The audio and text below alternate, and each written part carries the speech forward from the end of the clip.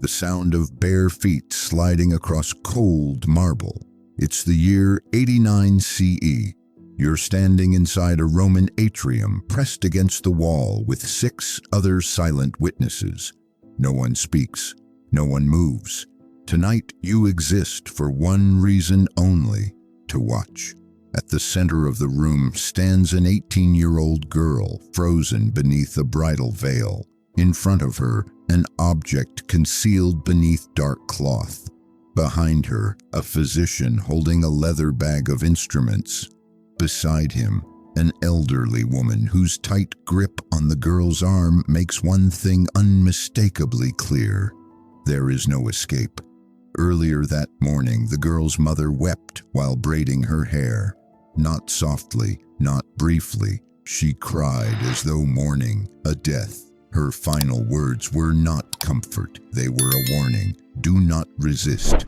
Whatever they ask of you tonight, do not resist. It only makes everything worse.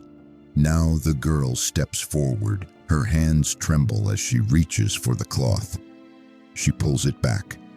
What stands beneath, carved from dark wood, polished smooth by generations of use, drains the color from her face. But she doesn't know yet that this is only the beginning. After this comes the physician's examination. After that, the witnessed consummation. After that, the documentation, records that will mark her body as legally transferred property. For nearly 1,000 years, Roman brides endured this night. Every Roman mother whispered the same warning, and when Christianity overtook Rome, this ritual was erased so completely that most people today have no idea it ever existed. Welcome to Hidden Secret Tales. We uncover the chapters of history that were buried on purpose. Join us as we delve into the forgotten corners of the past, bringing to light stories that time tried to hide. Stay with me, because what you're about to hear has been hidden for 2,000 years, and by the end, you'll understand why. This is the truth about Roman wedding nights, and the ritual Rome wanted the world to forget. If this story grips you, take a second to leave a like. It helps us bring silenced histories back into the light. Now, let's return to that atrium, back to the girl in the veil, back to the moment before everything changed.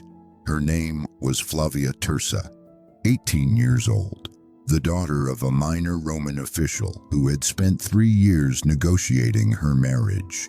The groom was Marcus Petronius Rufus, a 43-year-old grain merchant, wealthy enough to matter, connected enough to be useful. Flavia had met him exactly 3 times before this night. She didn't love him. Love was never the point. In Rome, marriage was not romance. It was contract law, a legal merger of families, a transaction documented and witnessed like the sale of land or livestock.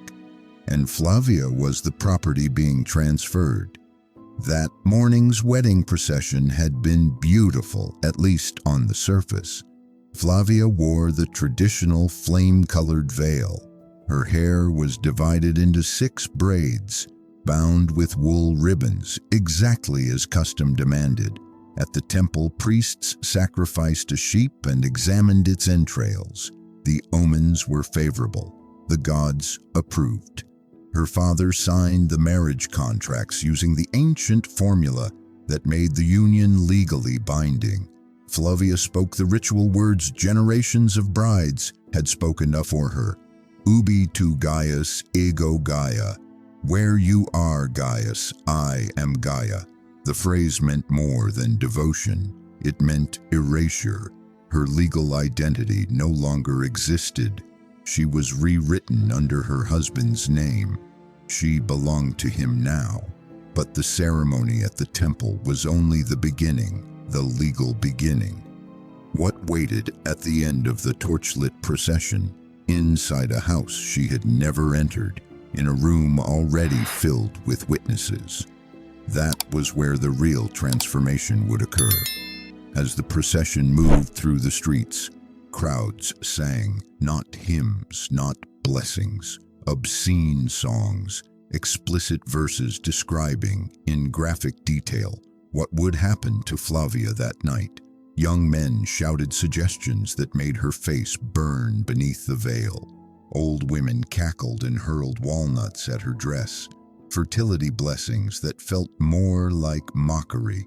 Her mother walked beside her in silence. Flavia expected reassurance, comfort. Instead, her mother stared straight ahead, jaw tight, eyes hollow. That morning, while braiding Flavia's hair, her mother had broken down.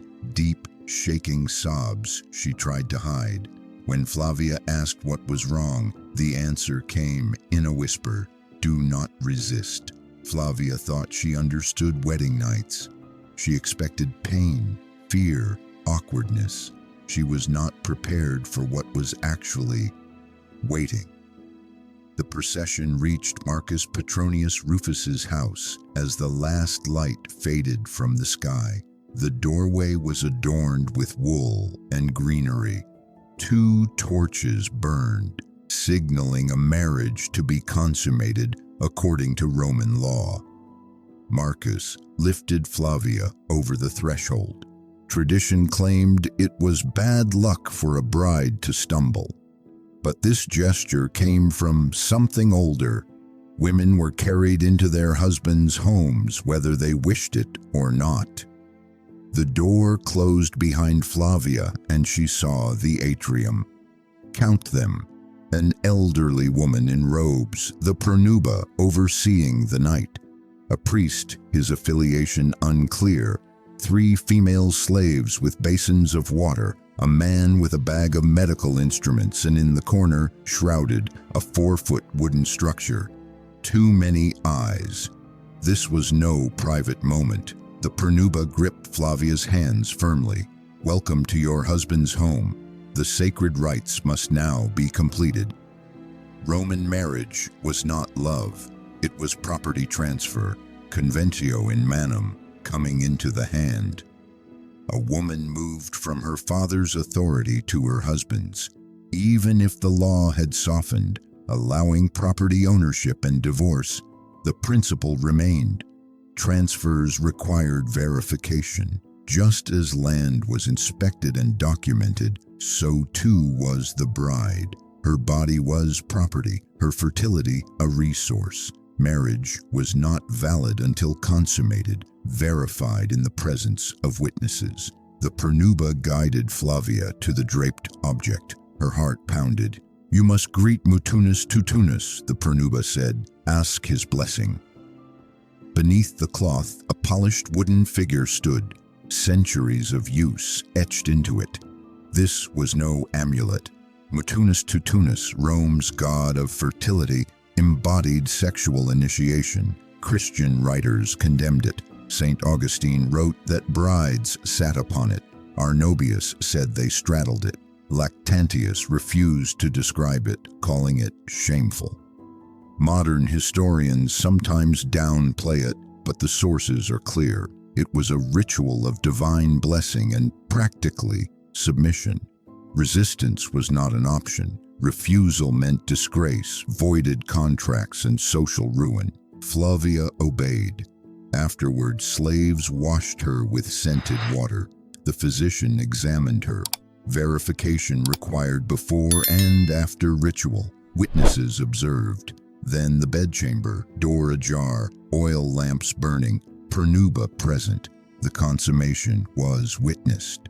Dawn brought the final examination. Documentation complete. Flavia Tursa was now a Roman wife. She lived 40 more years, bore children, managed the household, and never spoke of her wedding night. Silence was tradition. Roman women did not record it. Men did not write it down. When Christianity rose, these rites were suppressed. Statues destroyed, texts purged. The silence endured. Yet fragments remain, enough to reconstruct the truth and remember whose stories mattered. Rome gave law, architecture, civilization. It also treated half its population as property. Civilization and brutality coexisted. The rituals are gone, but the women were real. They lived, endured, and were silenced. 2,000 years later, their story is finally told. History isn't dead. It waits in the dark.